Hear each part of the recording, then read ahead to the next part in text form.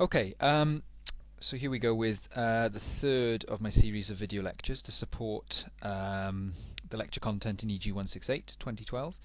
A few of you have been asking me about what exactly is going on behind the scenes, how the MATLAB code that you're currently running, the third part of your EG168 MATLAB assignment, how it actually works. So particularly what's going on inside that calculate mission profiles function.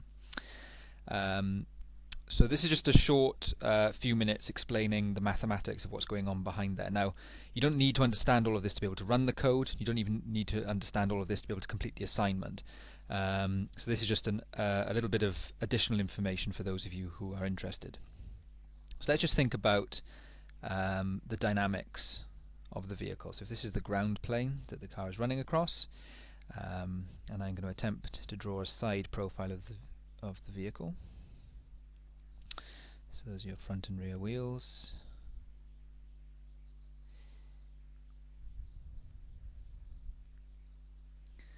So the profile of Bloodhound looks something like this.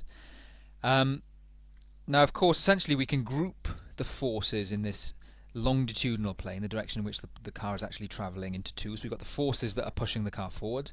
Typically we'll call these the thrust forces. In the case of Bloodhound we've got two engines buried inside the body of the car, taking up the bulk of the volumetric space within the vehicle. So we've got our EJ200 jet engine, so we've got jet thrust, and we've also got buried down in the bottom of the vehicle a Falcon hybrid rocket, which is generating rocket thrust. At their peak values, the jet thrust is at about 9 tons or 90,000 newtons. The rocket thrust at peak burn is generating about 12 tons of thrust. So combined between the two of them, you've got a net thrust.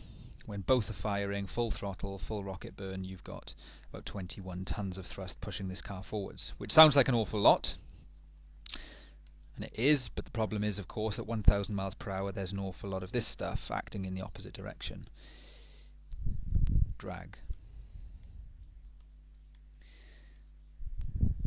So the basic aerodynamic drag of the vehicle is large. So we've got the baseline aero drag, so that's the drag that just the vehicle itself is generating.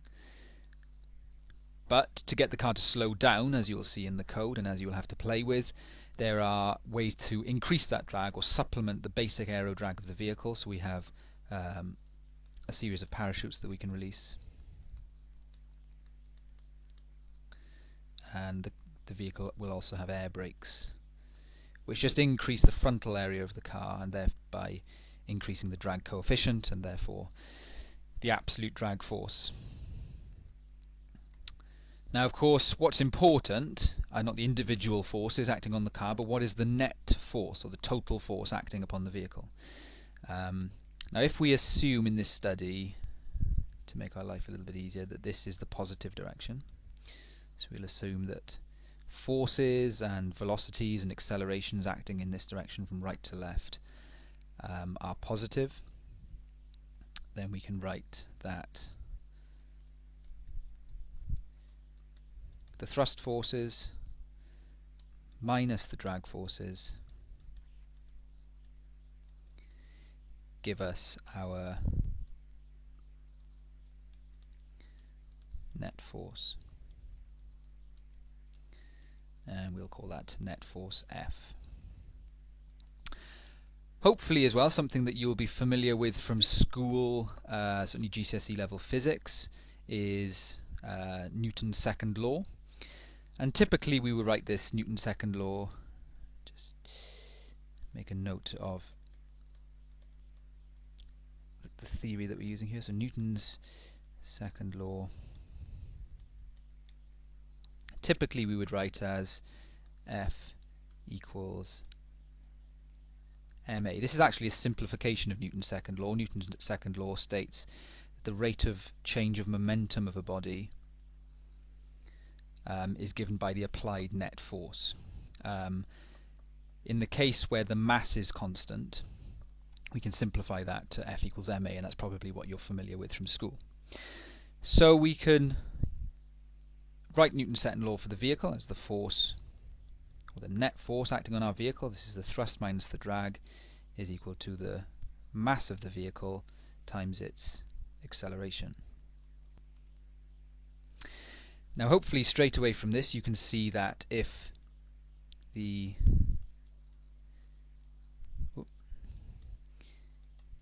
thrust is greater than the drag, then that means the car will be accelerating, because our net force will be positive and therefore acceleration will be positive. Whereas if the thrust is less than the drag, then our net force will be negative, our acceleration will be negative, the car will be decelerating.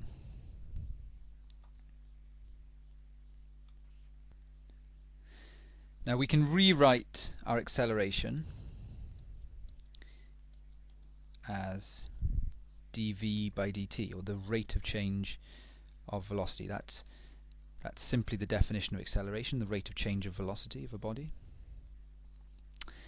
And we can swing this dt term up onto the left hand side and write this as f dt is equal to m dv, and if you're familiar with integral calculus, we can then integrate the two sides of this equation. Now we know how the forces are varying, so how F, the net force acting on the vehicle, is varying with time. These are just inputs into the program. We know how the jet engine is going to behave, we know how the rocket is going to behave, and in fact one of the things you have to do in your assignment is make decisions about at what point you're going to fire the rocket. And we know how the mass of the car is going to change, because we know its initial mass, we know the rate at which it's going to be burning fuel, so we know the rate at which its mass will be decreasing. So we know both of these things. Now what we need to do is we can't actually integrate these things directly, because we don't have analytical expressions for F and for M, but what we do know about F and M is how they vary at snapshots in time. So we need to have a little think about this, and this is something that's probably a little ahead of what you're learning at the moment, but lots of you will be looking at these kind of ideas in numerical methods modules in future years of your course. So if we think about the fact that we might know what, if this is force on the y-axis and this is time on the x-axis, and we know how the force is varying with time, it might be increasing, but we just think about how this force is varying over a small snapshot in time. So if we call this point T1 and this point T2, and the distance between them we will say is dt, some very small jump between them. Now in fact one of the variables that you have to initialize at the start of the program is this delta t variable, how big these steps in time, these time steps that we're going to make are going to be. And if we assume that dt is small enough that this change here, this change from T1 to T2 in the force is relatively small, then it makes it very, very easy to work out what this area underneath the curve is. Okay, and of course what you're doing when you're integrating is simply working out the area under a curve. So as long as dt is small enough, then it's very easy to work out this integral here. If we also then assume that dt is small enough that we can assume that the mass of the car is not varying much, it's staying at a relatively or a quasi steady state over this small time step, then that simplifies the integral on the right hand side as well. In fact, so we can, just by working out, doing a very simple area under the graph calculation to work out the left hand side, by assuming that the mass is staying constant, we can very simply work out an expression for the change, or delta v, the change in velocity over this very small time step. So we can work out very easily what delta v is. Of course, if we know what delta V is, we can then work out what V would be at T2 and repeat the whole process by time stepping forward, repeating the same process for this small step forwards here, and on we go. And this process is called time stepping. So we're time stepping forward in very small time intervals, and if you look inside the calculate mission profiles function, that great big for loop that lots of the maths is wrapped up inside of is doing this time stepping. So you're stepping forwards, but you're performing the same calculation every time inside each one of these steps. So once you've completed that and you've got to the end of your run, you've now got an expression not just for the force and not just for the mass of the car against time, but you've got a function that expresses the velocity of the car in time, or certainly in snapshots in time. And we know that we can rewrite v as the rate of change of distance.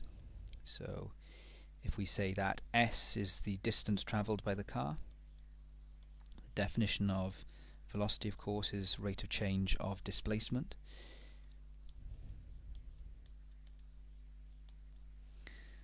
And we can repeat this process by separating out the variables,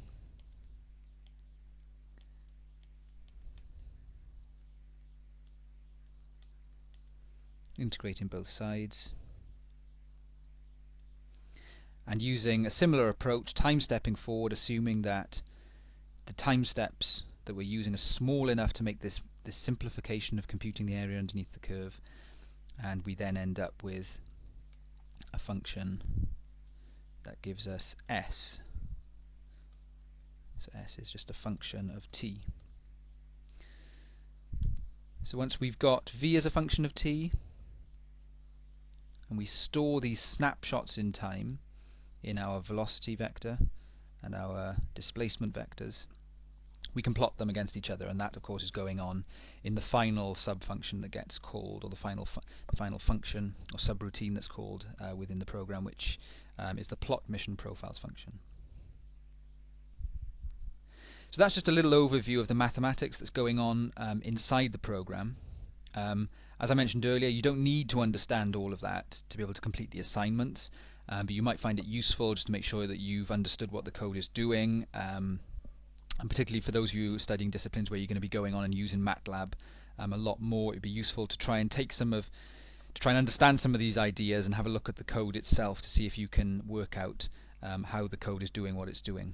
Essentially all of this just breaks down to making sure we understand, first of all, what our inputs are, the thrust forces and the drag forces, how they vary with time, how the mass of the car varies with time, plugging F and M into this equation, F equals ma, and then solving that equation.